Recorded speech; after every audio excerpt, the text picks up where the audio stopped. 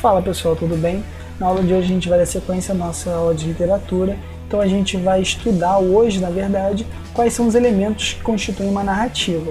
Só lembrando que na primeira aula de literatura nós vimos o que é literatura, né? O que é a arte, o que é um texto artístico. Na segunda aula nós dividimos esse texto em gêneros e agora a gente vai se aprofundar em um desses gêneros, que é o gênero narrativo, ok? Então vamos lá para o slide. Então vamos lá galera, sem demora, vamos para a nossa aula de hoje. Na aula de hoje a gente vai continuar falando sobre literatura, mais especificamente sobre narrativa, ok? Na aula passada a gente viu lá a diferença de texto narrativo para texto épico. Embora os dois contem histórias, eles possuem estruturas diferentes. Então hoje a gente vai se aprofundar na estrutura do texto narrativo. Antes da gente começar a falar sobre narrativa, é importante a gente entender que a palavra texto, ela tem o mesmo radical da palavra tecido, ok? E se você pensar num tecido, o que é um tecido? É um conjunto de coisas, né? É uma coisa maior composta por várias linhas, né? Várias tramas. E então, basicamente, um texto é um conjunto de tramas. O texto é justamente uma comunhão de elementos ali que vão se entrelaçar e vão construir uma coisa maior, ok? Quando a gente fala em elementos da narrativa, 5 são esses elementos que vão constituir a trama, como se fossem fios desse texto, como se fossem fios desse tecido, certo? Para facilitar, é só você pensar ali na sequência do pente. O que é a sequência do pente? Personagem, enredo, narrador, tempo e espaço, certo? Esses são os 5 elementos que constituem uma narrativa. A gente vai ver um por um agora para facilitar aí o nosso estudo. Antes da sequência, na verdade, eu pedi na aula passada que vocês me dessem exemplos ali de filmes que vocês gostam bastante e eu percebi que todos seguem a mesma estrutura de enredo. Eu vou utilizar o filme Vingadores como exemplo aqui da nossa aula de hoje, certo? Então quando a gente fala de personagens, a gente tem personagens que são protagonistas, personagens que são antagonistas e personagens que são secundários, tá? Conhecido também como deuteragonistas. Porém, é mais fácil você encontrar como personagem secundário ou coadjuvante. Se a gente for pensar em todo o arco de Vingadores, a gente tem 2 personagens que são os principais, tá? Que é o Homem de Ferro e o Capitão América. O Homem de Ferro e o Capitão América, eles oscilam um pouco ali entre quem é o principal e o outro, né? A gente tem 2 protagonistas fortes ali. Eu diria que o Homem de Ferro é mais protagonista do que o Capitão América. E eu já vou explicar por quê. Mas os dois, eles têm características de protagonistas. O personagem, ele pode ser dividido de acordo com a sua função, né? Como a gente acabou de ver. Existem basicamente esses 3 tipos de personagens que são comuns aí nas narrativas. O protagonista é aquele principal, né? Antagonista é aquele ou aquilo que se opõe ao protagonista. Importante dizer que nem sempre o antagonista vai ser um personagem também, uma pessoa também como protagonista. Pode ser uma situação ou um lugar. Se você pega, por exemplo, o filme O Poço, a gente não tem um antagonista, a gente tem um sistema que funciona como antagonista, ok?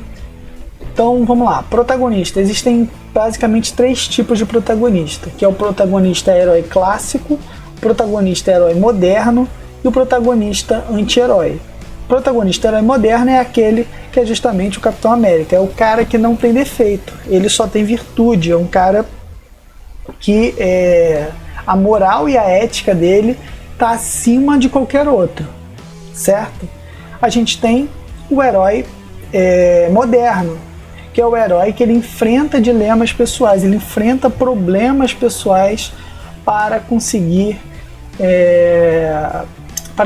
o seu objetivo. É um cara que ainda assim a moral e a ética é uma coisa muito importante, mas ele enfrenta ali alguns problemas cotidianos. A gente pode ter, por exemplo, o Hulk, pode ser um tipo de herói moderno. Ele tem problemas pessoais ali que dificultam, né, a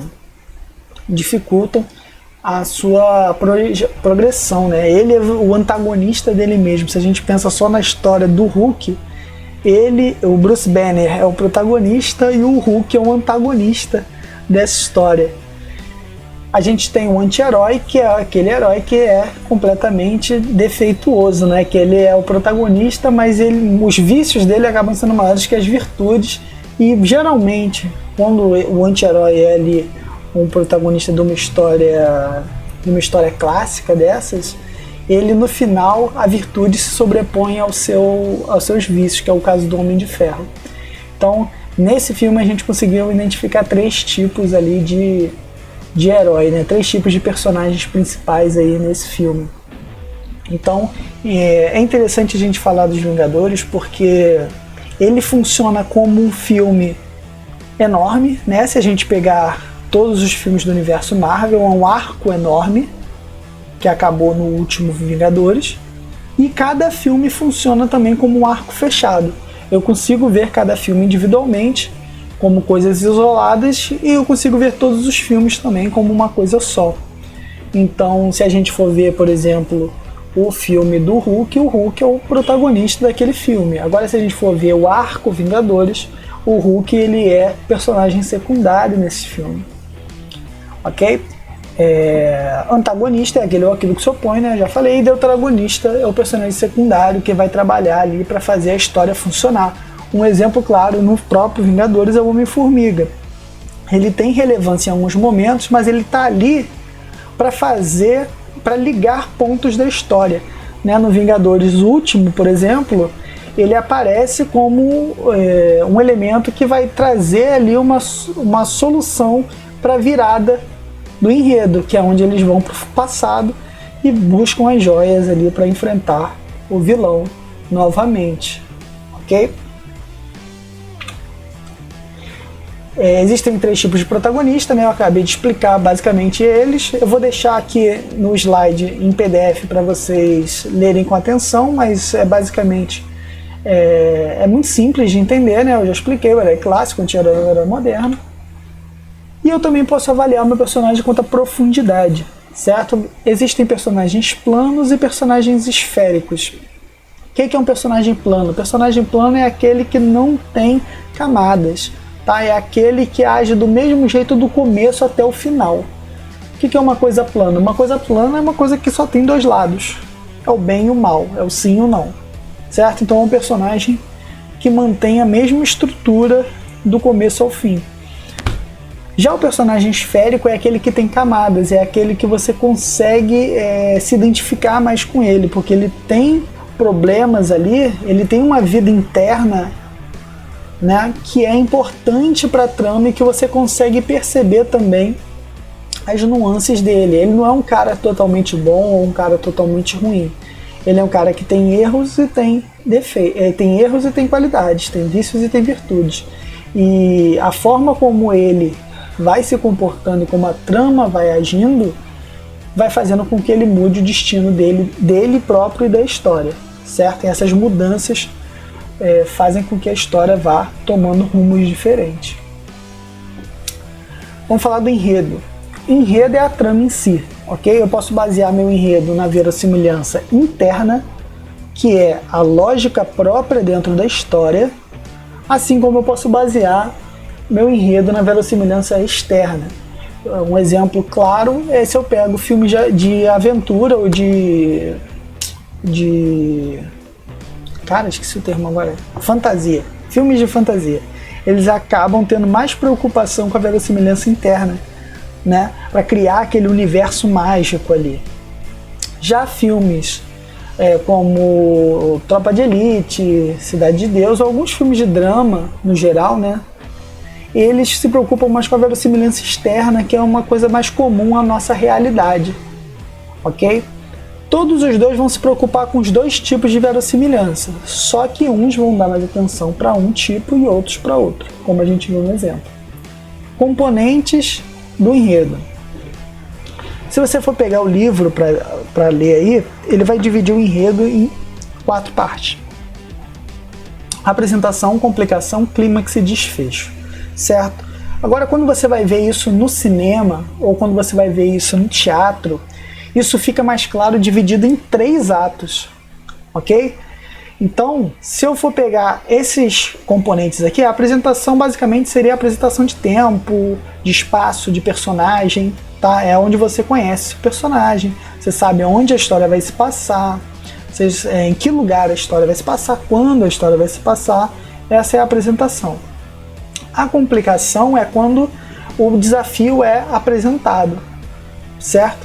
Quando esse novo mundo é apresentado, quando há uma ruptura ali com a normalidade. Geralmente na apresentação está tudo normal. Na complicação é onde a gente percebe ali uma ruptura da lógica. O clímax é o enfrentamento, né? É o embate final. O clímax é o ponto mais alto da narrativa. E por fim o desfecho, que é onde tudo volta ao normal de novo. E isso funciona como um ciclo. Se a gente for pensar isso no teatro ou no cinema, a gente dividiria isso em 3 partes. É a apresentação, certo?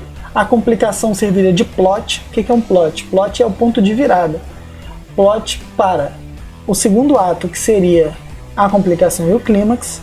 E o clímax serviria ali, né, o ponto alto, de plot para o final, para o desfecho. O fim do clímax daria o plot para o desfecho, que seria essa retomada de mundo normal, de mundo de normalidade, né, de vida calma, de vida tranquila, até uma nova aventura começar. Como eu disse, existem vários tipos de enredo, porém o mais comum e o que estava presente na maioria dos filmes que vocês indicaram é o da jornada do herói, ok? Por que eu digo que ele é comum? Porque desde a Bíblia é comum a gente ver esse mesmo formato, esse mesmo modelo de enredo. Se eu pegar aqui o próprio filme Vingadores, né? Teve aluno que falou Vingadores, teve aluno que falou Pantera Negra, teve aluno que falou, se eu não me engano, o Capitão América. Eu sei que tinha bastante filme Marvel ali. Se a gente pegar, vou pegar só 2, vou pegar o Vingadores, né, como um todo, todos os filmes, e vou pegar ali o Homem de Ferro 1. Por que o Homem de Ferro 1? Porque foi o primeiro filme, né, para nossa cronologia, né, que a gente recebeu, né, foi o primeiro filme que a gente assistiu desse universo novo. Então, se você pensa o seguinte, no filme do Homem de Ferro, qual é como que essa jornada acontece? A gente é apresentado ao Tony Stark, que é um cara rico lá, arrogante e tudo mais, que ele acaba preso na caverna. É o primeiro ato, a apresentação. Aí ele acaba preso lá na caverna, onde ele tem que construir uma armadura, enfrentar os inimigos e enfrentar ele próprio, certo? O mentor que guia ele nisso tudo é a lembrança do pai dele. E no final ele retoma lá para o mundo dele já. O filme termina numa coletiva de imprensa, onde ele diz: eu sou um Homem de Ferro, e ele volta como um herói renascido, né? Ele deixou de ser aquele Tony Stark do começo e passou a ser um novo Tony Stark no final, já lá como Homem de Ferro. Ok? Mas dentro do mundo normal, tudo ok. Acabou, fechou esse arco aqui.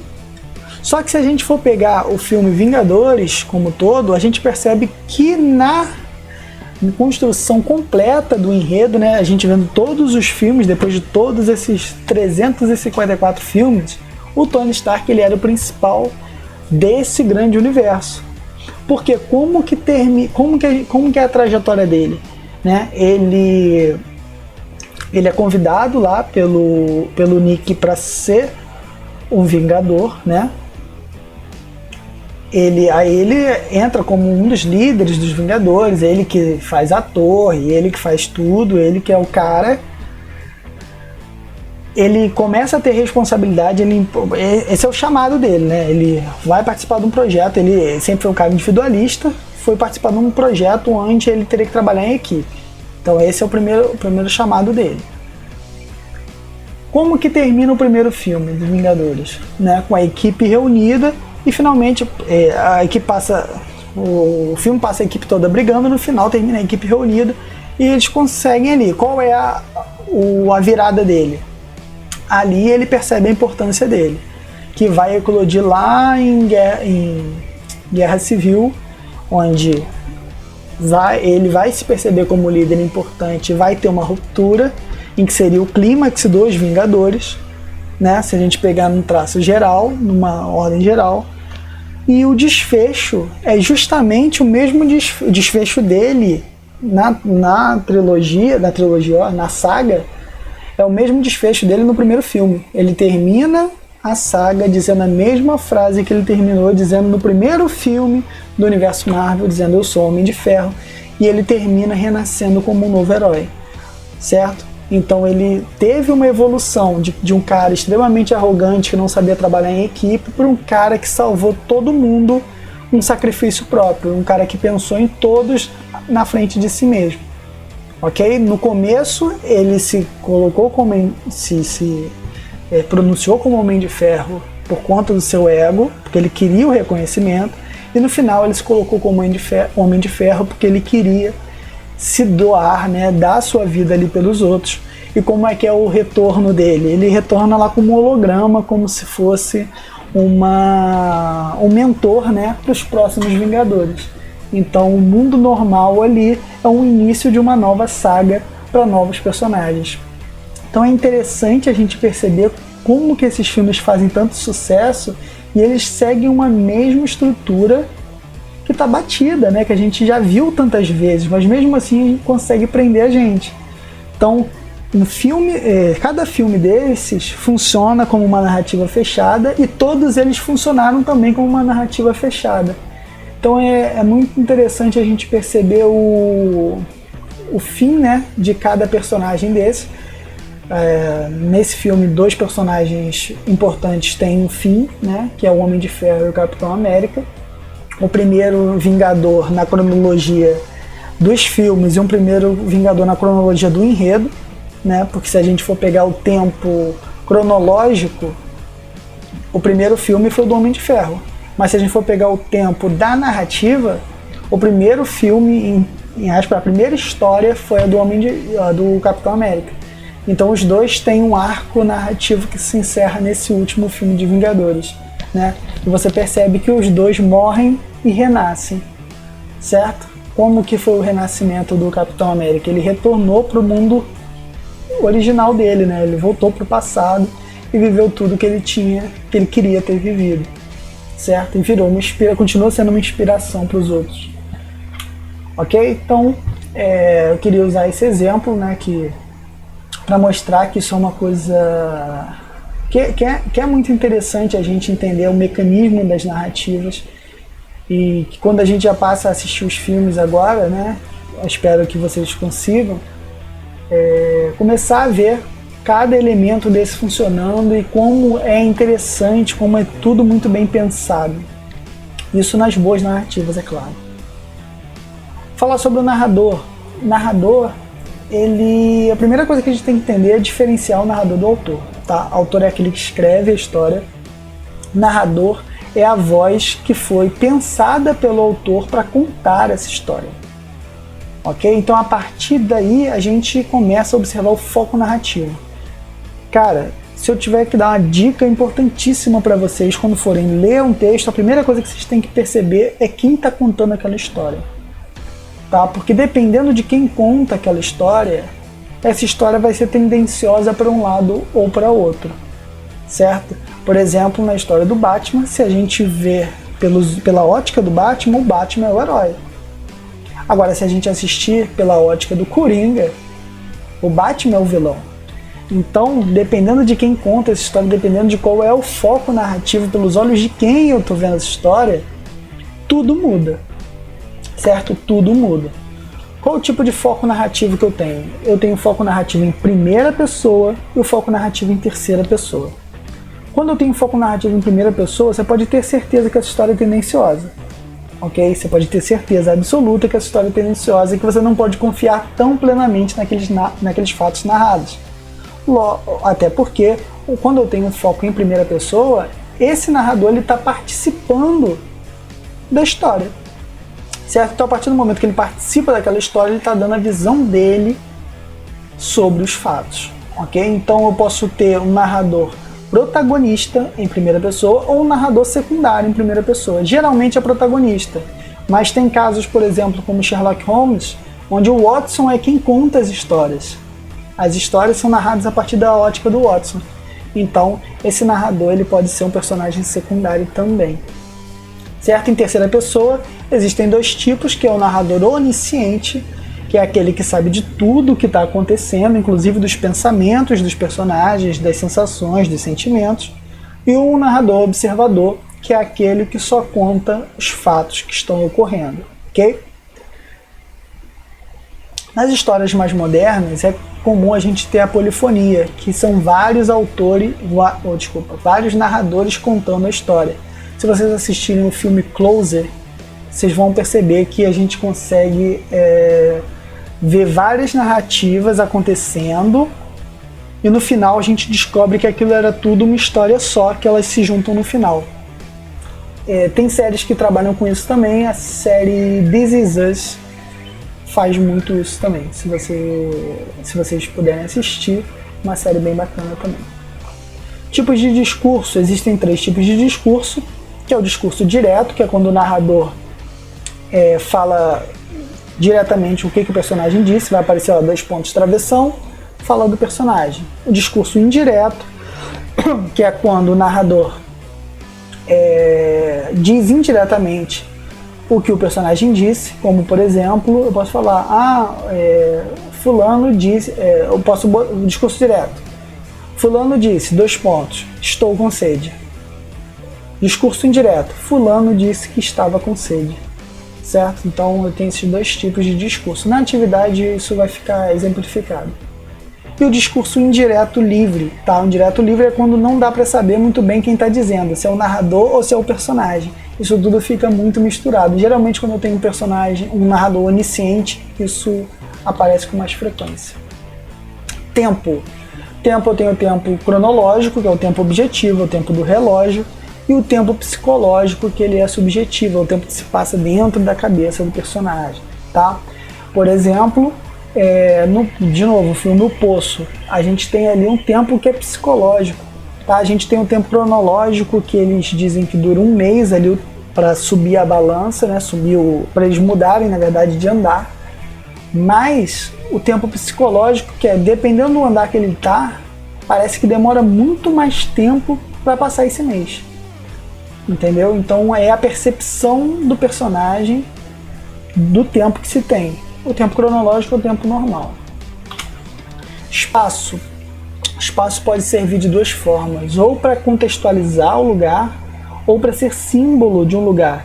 Por exemplo, de novo, filme O Poço, o espaço ali ele é símbolo, tá? Ele serve ali para trazer uma simbologia sobre a sociedade que a gente vive hoje. Já no filme Tropa de Elite, o espaço ele contextualiza, ele quer falar de violência, mas ele utiliza ali uma favela do Rio de Janeiro como espaço contextualizador para aquela história acontecer. Por fim, eu vou deixar um vídeo para vocês assistirem aqui, para vocês identificarem quem são os personagens principais, protagonistas e coadjuvantes, enredo, tempo, espaço e narrador desse videozinho. Um videozinho de 8 minutos, é uma história da Disney e acho que vai ser... Não vou falar nada não, eu quero saber a opinião de vocês, principalmente em relação ao personagem principal. Quem é o personagem principal desse vídeo, tá? Eu ia passar ele aqui, mas eu acho que o YouTube derruba o vídeo se eu passar outro vídeo dentro do meu vídeo. Então eu vou deixar o link dele para vocês e vou deixar também o link do filme Rei Leão, tá? Por que eu vou deixar o link do filme Rei Leão? Eu quero que vocês vejam o filme e identifiquem a jornada do herói nesse filme, tá? Onde ocorre o chamado, onde ocorre a mentoria, né? Quem é o mentor, onde ocorre o sacrifício, onde ocorre o retorno e principalmente quem é o personagem principal do Rei Leão, que muita gente também se confunde nessa parte, ok? Então eu vou deixar o link aqui do filme Rei Leão, eu vou deixar o link desse vídeo aqui que eu ia passar para vocês da Disney, que é um videozinho de 8 minutos em que eu quero que vocês identifiquem os personagens. Então é isso, tá? Espero que vocês tenham entendido. Qualquer dúvida pode entrar em contato comigo.